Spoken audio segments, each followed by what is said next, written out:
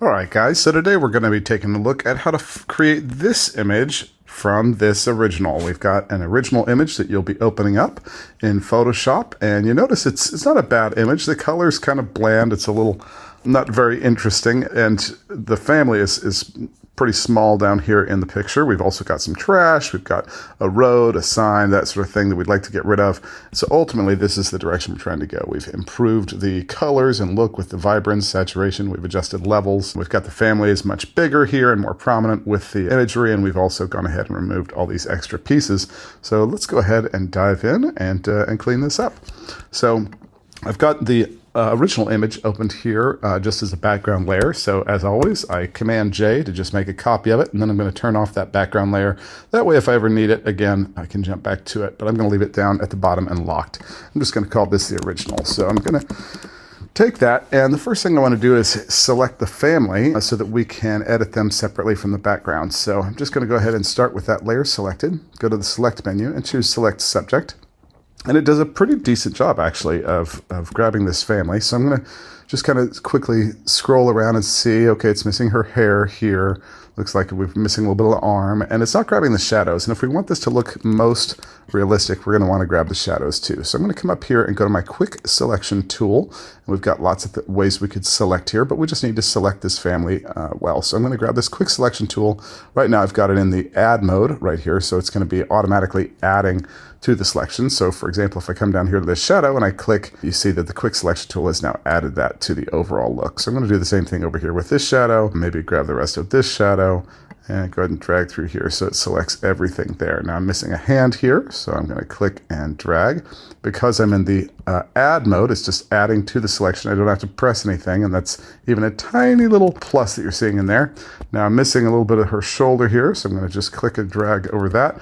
And of course I could zoom way in and shrink with my bracket keys, my left and right bracket keys. If I want to remove that little piece, I'm going to hold the Option key down, and that turns it into a subtraction mode. So I'm going to try to remove some of that. Looks like we're getting some of this though, so I hold my Shift key down to get back into add mode. And let's just remove just a little bit of that. Now I could always come in here and tweak my size, but I feel like I've got it pretty good now. So let me just add just a little bit back there. And let's go ahead and add Lily's hair. So I'm just going to hold my Shift key down, so I'm definitely adding to the selection.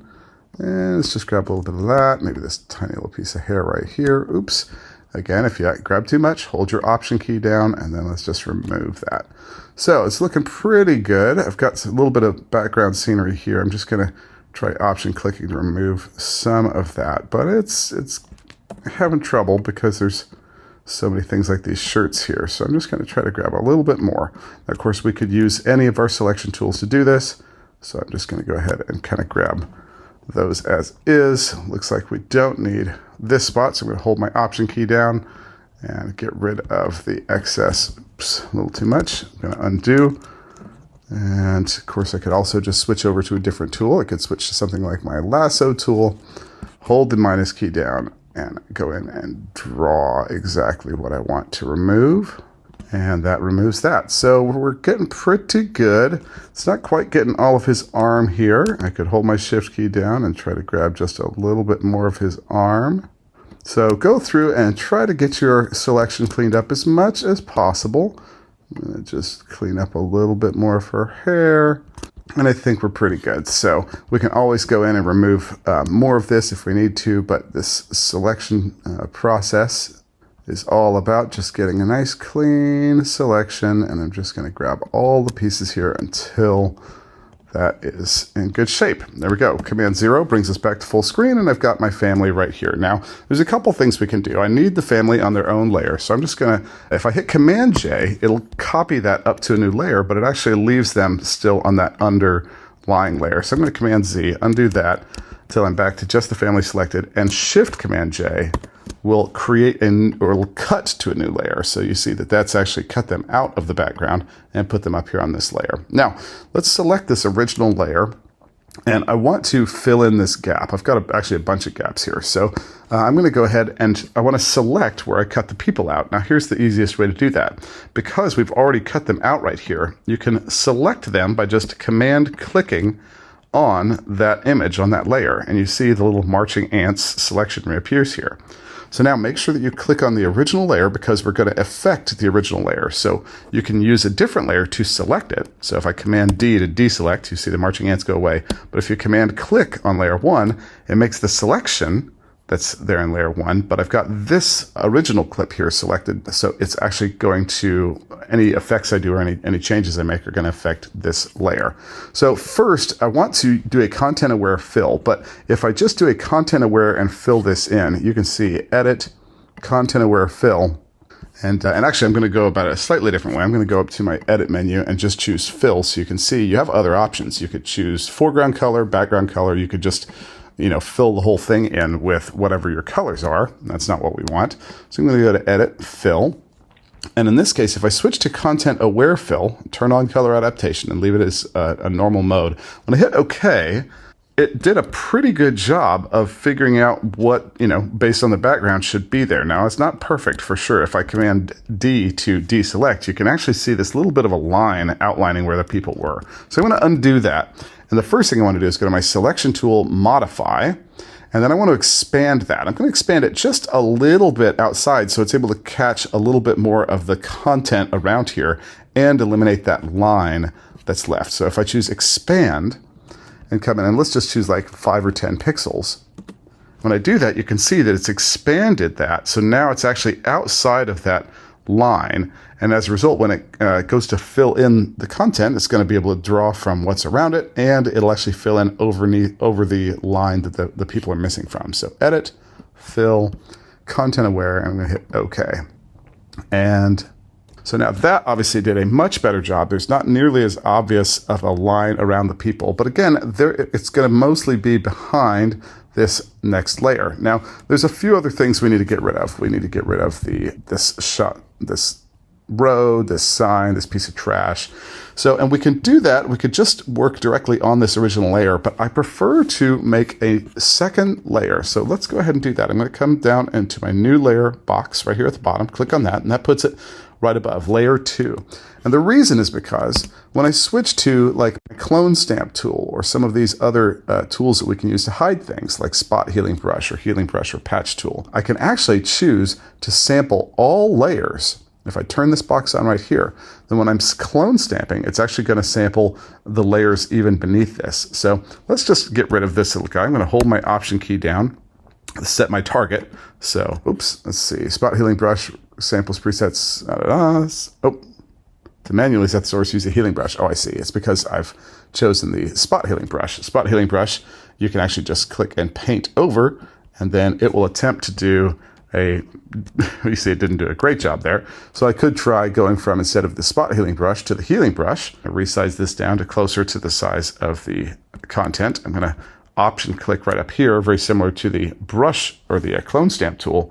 And now I can just kind of paint over that little piece of trash. So not too bad right there. In fact, I could do the same thing up here. I'm going to hold down my Option key and maybe select that area and then just add a little paint in right over the top. So you can see that those are being applied to just this new layer. By choosing the sample all layers, it was able to draw imagery from the layer beneath it, this original layer, but all the new paintings are actually being done on this second layer. So let's come over here too. I'm going to try to, let's just go see if the healing brush does good here. I'm going to hold down my Option key, choose a target where I want to copy that content from, and there you can see I can actually now just sit and kind of draw and paint right over it. Now let's go ahead and get rid of this little guy. I'm going to zoom in a bit here and hold down my Option key, and let's try like selecting over here. And let's choose maybe a smaller, closer to the size of what we're trying to get rid of. I'm going to hold my Option key down, select that, and then see if I can just paint across. It's not ideal, but it's not bad. And for a picture that's just going to be in here just once, let me try drawing that over again, and that's getting a little bit closer. If I wanted, I could come over to my clone stamp tool, get my clone stamp, and get a similar sort of thing. Hold my Option key down to choose a part that I want to paste over. I'm going to line up those edges and just kind of draw that in. So now that looks a lot better. Let's go ahead and do the same thing. I'm going to Option click right here and then just paste over that, and maybe right here and maybe right there, and paste over that. All right, so that is clearing out this excess junk. Now, It's looking pretty good. Command 0 brings us back, and now we have the original, and now we've hidden those pieces. So let's go ahead and bring the family back on, and they're ready to be bumped up and continue to improve the overall visual of this. Now, if we pop back over when we look, we can see that there's a couple things done. So we've got the original background layer, but we also separated out the sky layer so that we could add some vibrance to it. So we could make that sky really pop to go from looking kind of gray and dismal to looking nice and blue. So I'm going to grab, let's go ahead and select our sky in our other layer. So I can come here and do select and choose sky. And you can see that it selected the family. Why? Well, because I didn't have the actual layer selected that actually has the sky in it. So let's try that again. Command D, deselects. I'm going to select my original layer, select sky. And now you can see it did a much better job of actually popping that out. All right, so let's go ahead and rename this family, rename this one stamps. And then this original one, I'm going to select the sky layer, select sky. I've got the layer that has the sky selected, and I'm just going to Command J, which will make a copy of that sky layer, but instead of Shift Command J, which would actually remove the sky from the layer that we had selected, or it'll cut it up to a new layer. This one just makes a copy. So now with that in place, let's go add our vibrance adjustment layer. That put above. Now when we pull this up, we're going to see everything in the image get a lot more vibrant. And you notice as we're pulling that up, it's mostly affecting non-skin tone colors. So it's, of course, our family is here on a totally different layer. But if I turn that vibrance off, you can see the image becomes a lot less vibrant, a lot less, visually satisfying. So now I can take this family, select their layer, Command T will pop them onto transform mode, and I can simply click and drag. And let's go ahead and make this family portrait just a little bit better. So now as we bring that up, we still have their shadows, which I think blend in nicely in the background. We've got all the kids, and it's starting to look like just a much more visually appealing photo. So we've hidden a bunch of the things that were causing problems in the background. And so as we pop back over here, we can see there's a few other things. What if we want to improve the look of the family specifically? So I'm going to come over here, and we've got a bunch of pretty dark shadows on them. So I'm going to come down, and let's go ahead and add another adjustment layer. And I'm going to use levels. So if I put the levels on here, the trick is right now this levels will actually be affecting everything on all of the tracks. So if I come and I bring up the dark pixels, for example, you see it brightens up the entire picture. So I don't want that. I just want it to affect the family layer. So I have to come to this, hold down my Option key, and when I hover between these two layers, you'll see we get this little mask that now clips this directly to the family layer only. So you can see this little arrow pointing down, so it's only affecting the family layer. So when I grab this now and I bring up the dark parts, you see those shadows are definitely getting brighter here on the family. So now they're not as dark. So I can also grab this midpoint slider and just pull that down just a little bit. And now we've got the family a little more visible. So, and we've brought up some of the darkness of those shadows. Again, if I Option click down here in the background, I can see what they look like originally. And now here's what they look like this way. So it'd be great to, now that we've got the levels adjusted, I could add a little vibrance to them as well. And so I'm going to come down, grab another adjustment layer, add vibrance to them. Now vibrance, generally speaking, especially, let's go ahead and hold our Option key down and tag that to the family or clip that to the family as well. If I grab the saturation, I push it up, you'll notice it oversaturates things. Saturation is typically great if you want to increase the saturation level of all the colors. In fact, we could do that even down here with this vibrance. We pushed up vibrance, but if we pushed up saturation, you notice that the desert gets very, very red. So if you turn that off and on, you'll see just how colorful and saturated those colors are. But here for my family layer, if I grab that vibrance, I can push it up just a little bit and get just a little more, and maybe just a touch. I'm just going to push up just their saturation just a little so that they kind of match the environment a little bit better.